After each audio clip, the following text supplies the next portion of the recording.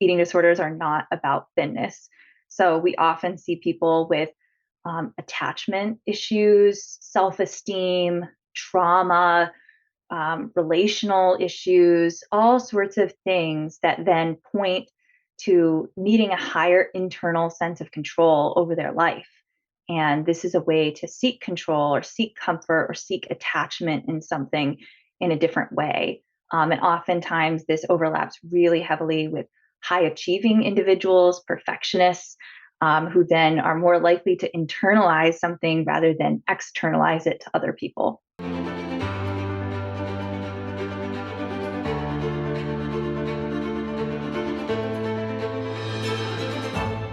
Welcome to OCD Whisperer podcast. Today with me, I have a special guest, Elian Beattie, who is a licensed clinical mental health counselor and owner of Insights Group Mental Health Therapy Practice in Rye, New Hampshire. Elian is passionate about working with individuals struggling with OCD, eating disorders, body image, and anxiety. She also currently serves as a volunteer on the executive board of OCD New Hampshire. Welcome to the show. Hi, Kristina. Thanks so much for having me. It's great to be here. Absolutely. So when we talked, basically I reached out to you because I saw on your Instagram actually some posts about OCD and eating disorder. And I know for sure that, folks who struggle with OCD absolutely, can deal with both. And so I guess, can we dive a little bit into kind of what's the prevalence of OCD and eating disorder kind of overlapping each other? Yeah, that's a great question that I think as a field, we need to understand a bit better because studies are really across the map. We see prevalence rates really skewed, but I think for all intents and purposes, what we're coming up with when we look at large scale reviews are about 18 to 20% of people with eating disorders also have OCD and similar vice versa. So if you treat OCD, you're probably going to have at least 1 in 5 of your clients also have an eating disorder. And it's possible that it's a higher prevalence rate than that. As you know, sometimes we miss things, but it's definitely significant. Well, and the thing that comes to mind, right? Because I think sometimes even as a clinician, and when I talk to other people who are looking for help, especially, parents get involved too, right? Kind of understanding how does OCD affect eating disorders? And also inversely, right? If you have an eating disorder, how might it affect OCD? Yeah, so definitely they are very similar in their nature. So there's a large overlap of obsessive thinking, compulsive behavior, rigidity, and perfectionism for sure. Reassurance seeking, guilt, all of that overlaps. If you have OCD, in addition to your eating disorder, the rigidity goes up.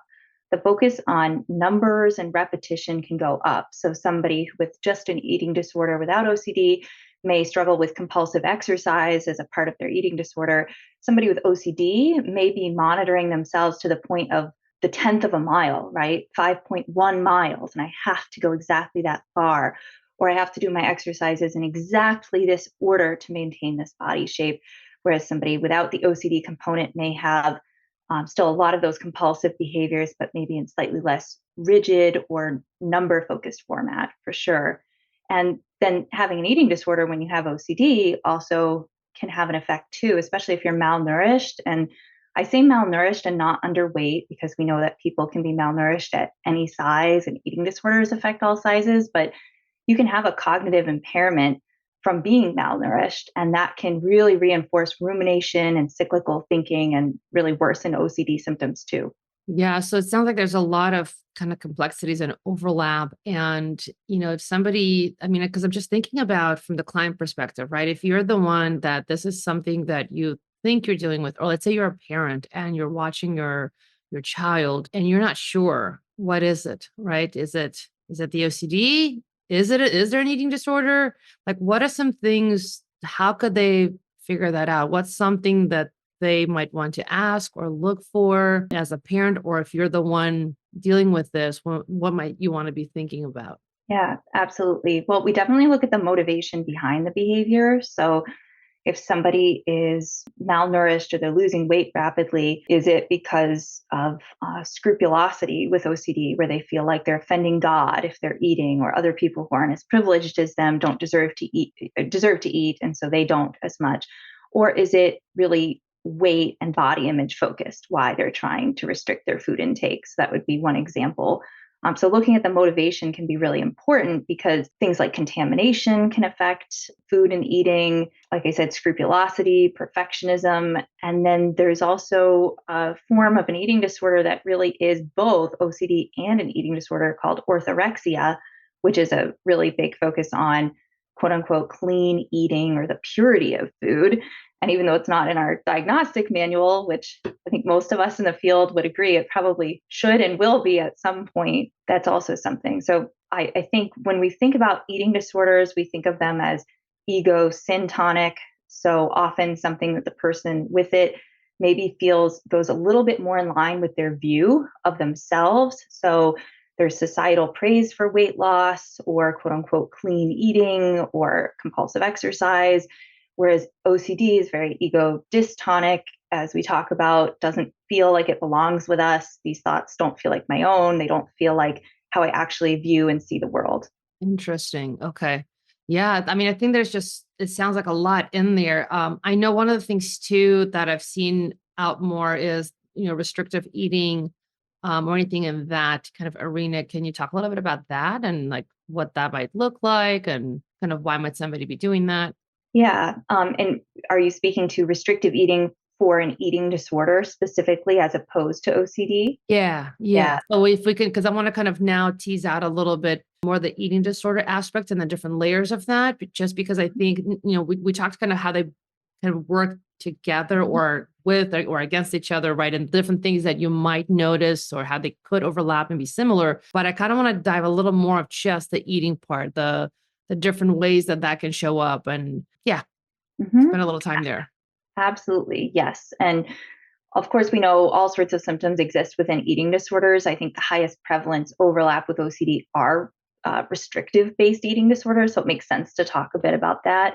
And they can show up in a multitude of ways. People can restrict their food intake overall, calorically. They can also restrict the types of food that they're eating. They want to have really tight control around preparing their own food so they know what goes into it. And often the motivation behind that on the surface is to lose weight or maintain a really low weight with some ideal version in their mind of what their life will look like if they're able to achieve a certain place. And we know that they have body dysmorphia in addition, usually with restrictive eating disorders. So there's often a perception that they're not at the place that they're at, but different than body dysmorphic disorder because it's really focused on weight in particular. And I know, like, and I'm sure people have heard about it. Can we talk a little bit about like anorexia or bulimia and kind of what are the ways that that can manifest for folks? Yeah, absolutely. So anorexia is by definition maintaining a body weight below what would be a healthy quote unquote body weight for your size. And you do that through restricting your overall caloric intake. And some people with anorexia can also engage in some binge eating or purging behavior as well. There's also a different eating disorder called OSFED, otherwise specified feeding and eating disorder, for people who meet all the behavioral criteria, but not the weight criteria of anorexia. And that's something as a field that we take issue with because we as clinicians who treat it see the mental patterns, the behavioral patterns, everything are the same. So that anorexia can kind of encompass anybody who's very restrictive. And bulimia can also incorporate restrictive eating for sure, and often does, but the focus is really on binge eating and purging. So it's very cyclical. And sometimes these cycles are every day, sometimes they're weekly, sometimes they're monthly, depends on the person, but it's really overeating well beyond fullness and then purging either through self-induced vomiting or through really compulsive exercise also counts as purging as well. And then there's binge eating disorder, which is strictly the binge component without the purge. Yeah, and I know on the show I've talked, with different folks about kind of some of the ways of how can OCD start, where does it come from, which, what do we know, what do we not know? But can you tell us a little bit about eating disorders? Like what do you know from or from what do we know currently? Like where does that originate? How does that start? Oh, such an interesting question, Kristina. I love this one. Well, I think the short answer is we would love to know. I think the longer answer is it isn't for anybody that I've ever worked with an eating disorder ever really just about thinness. And I think that's a huge misperception. Just like OCD isn't about being neat and tidy, eating disorders are not about thinness. So we often see people with attachment issues, self-esteem, trauma, relational issues, all sorts of things that then point to needing a higher internal sense of control over their life. And this is a way to seek control or seek comfort or seek attachment in something in a different way. And oftentimes, this overlaps really heavily with high achieving individuals, perfectionists, who then are more likely to internalize something rather than externalize it to other people. Okay, that last point, tell us more about that, because I know anybody listening, they're like, wait, what does that mean? It's like, as professionals, we might know what that means, but tease that out for me. That's true. That's true. Yeah. So when you internalize something, you're more likely to blame yourself. You're going to put the control onto yourself. So if you do something that doesn't line up with your perfectionistic standards, you're more likely to self-punish or to believe that you are the one who needs to be fixed. If you externalize, then you might be more likely to blame others, get angry, show that, feel like, well, it's the world who's at fault or needs to be changed. And of course, that's kind of black and white because there's a lot in the middle. But individuals with eating disorders are much more likely to be turning the blame inward, and then in order to overcome guilt, are going to be looking for ways to reduce their guilt internally. And we know that weight loss in particular is so glorified in society, as well as quote unquote clean eating or things like that, that tends to be a really quick way for them to feel a short-term sense of lessening guilt, control, praise from others, acceptance, is by seeking out these kind of things. Interesting. A lot of good insight here. So I guess my last question for you would be, what's something, if somebody's dealing with this or they're noticing that there's this overlap, what's something that they should know, or what's something that they should do?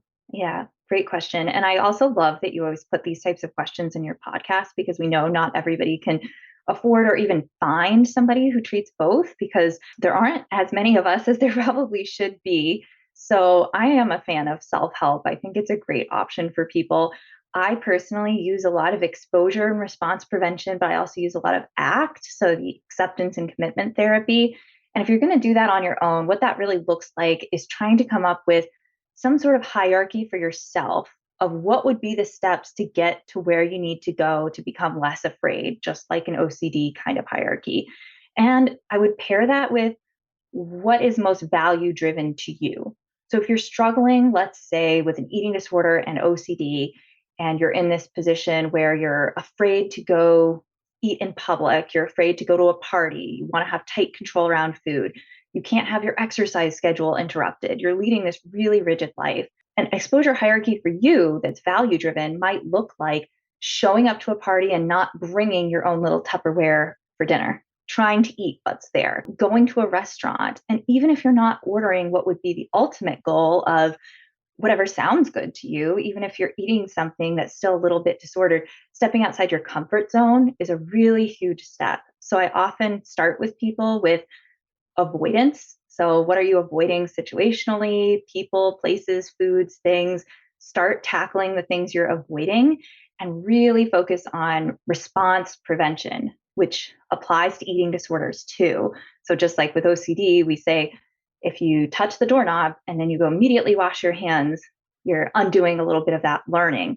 With eating disorders, if you go step outside your comfort zone and you show up to the party and you eat some food prepared, don't go home and immediately do an extra long workout, because that also undoes the learning. So I'd say that, I guess in a short nugget, that would be come up with your own hierarchy, figure out what matters to you, and really think about how you need to prevent your response so that you can really learn that these things that you're afraid of are okay and can actually bring you a lot of value in your life.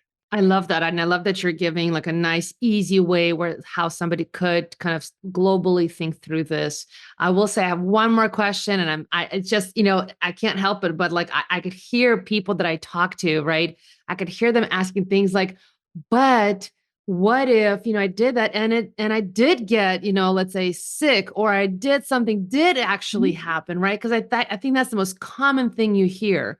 What would you say to that? Oh, I love it, Christina. And I think in this case, maybe one of the things is that you're speaking to is like, what if I did gain weight, right? What if I start living my life and all of a sudden I'm gaining weight and I feel out of control and all of these things? And to that, I would say a huge part of the work that I do with everybody is to figure out where that internalized fear of fat comes from and to figure out, is that really what's going to bring you happiness to be at a certain size? Or is that something that is kind of a fallacy? It's something you're attaching to this idea of yourself. And most of the time, when we start living our life in a value driven way, we find less need to try to seek this idealized version of ourselves because we're finding so much more in what we're doing. So I usually try to tell people, take a chance on it because it is worth it. If you can grow your life and build your identity outside of an eating disorder or outside of OCD, then you're going to be building up who you already are at any size. And nobody can take that away from you, whether you gain, lose, maintain anything weight related. I love it. That's awesome. Thank you so much for coming on the show. And so if people would like to find you, how can they find you? Well, they can go to my Instagram, which is my first name, Elian Insights. So Elian Insights, or they can go to my practice website, which is www.insightsgroup.net. Beautiful. Thanks so much for coming on the show. Thank you so much for having me.